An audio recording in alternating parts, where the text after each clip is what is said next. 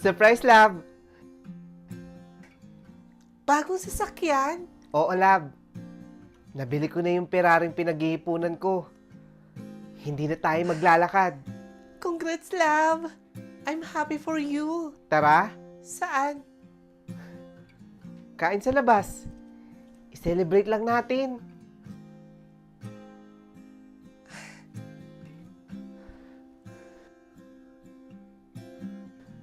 Ang lakas naman ng ulan. Napakamalas naman. Umuwi na lang kaya tayo, love. Sa bahay na lang ako magluluto.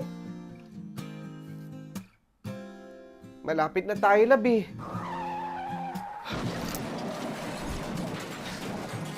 Diyos ko po. Nakabangga ata ako. Buti na lang suot ko yung seatbelt ko. Puta! Binangga yung Ferrari ko! Teka nga! Love, saan ka pupunta?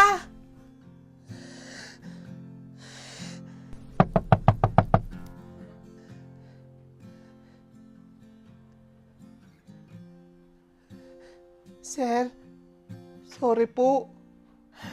Sorry? Anong magagawa ng sorry mo?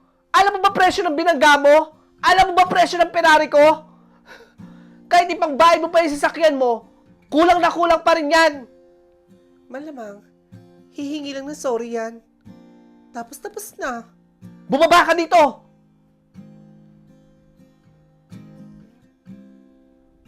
Napakatanga na itong matandang to. Binangga yung Ferrari ko. Ito po yung ID ko. Tangina manang. Ano kayo? Bulag? Out of nowhere, bigla kayong susulpot at mambabangga. Hindi nyo ba nakita na makakabangga na kayo? Bayaran nyo ho yan. Dahil kung hindi, ipapakulong ko kayo. Sa totoo lang po, sir, cancer patient po ako eh. Iniisip ko kasi, saan ako kukuha ng mga bills? Pabayad po ng bills sa ospital. Kaya hindi ko po kayo napansin. Nabangga ko po kayo. Sorry po. Go back to your car. Pag-iisipan ko.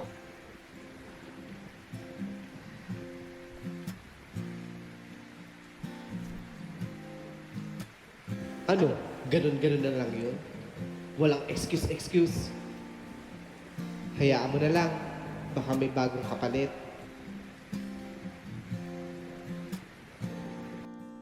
O ano, love? Anong sabi? Kuhain mo yung ID niya. Baka tumakas.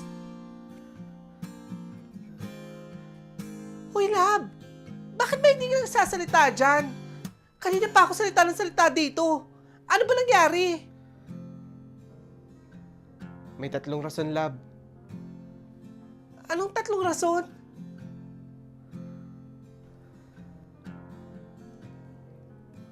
Na-experience mo na ba si Jesus?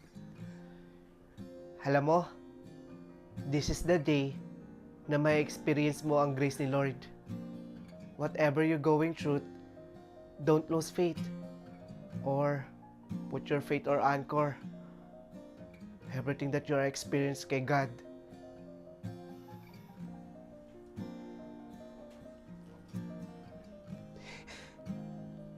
Pasensya na ho kayo sa lahat ng mga nasabi ko.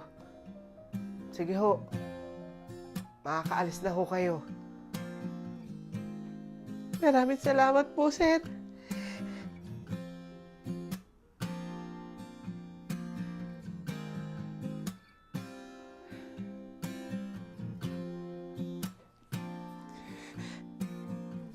Unang rason, kaya hindi ko na rin siya pinagbayad.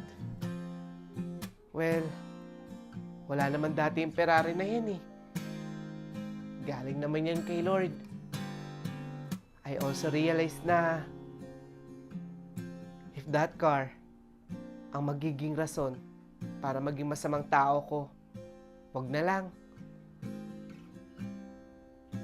Second, when you experience anger, galit, I'm telling you, it's not from God.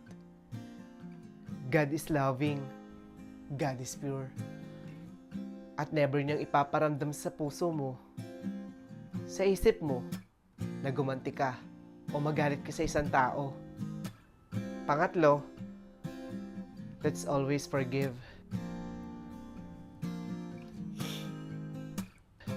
Kasi, life's too short.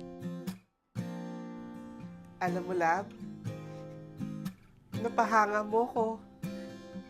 Kaya, hindi ako nagsisisi talaga na ikaw ang pinili ko.